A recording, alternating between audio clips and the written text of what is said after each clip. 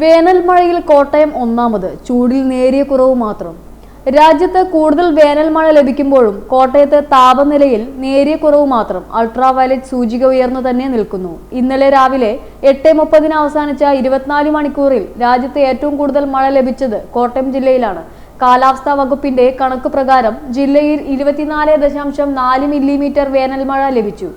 വൈക്കത്ത് 53.5 മില്ലിമീറ്റർ, കോട്ടയം 28.6, കാഞ്ഞിരപ്പള്ളി 24.0, കുമരകം 8.1, പൂഞ്ഞാർ 5.0 എന്നിങ്ങനെയാണ് പ്രാദേശിക മഴ കണക്ക്. ഇന്നത്തെ ലഭിച്ച മഴയോടെ മാർച്ച് 1 ആരംഭിച്ച പ്രീ മൺസൂൺ സീസണിൽ ഇതുവരെ സംസ്ഥാനത്ത് ഏറ്റവും കൂടുതൽ വേനൽ മഴ ലഭിച്ചത് കോട്ടയം ജില്ലയിലാണ്. മാർച്ച് 1 മുതൽ 26 വരെ 107.8 മില്ലിമീറ്റർ മഴ ലഭിച്ചു. ലഭിക്കേണ്ട മഴ 44 മില്ലിമീറ്റർ, 145% മഴ അധികമായി ലഭിച്ചു.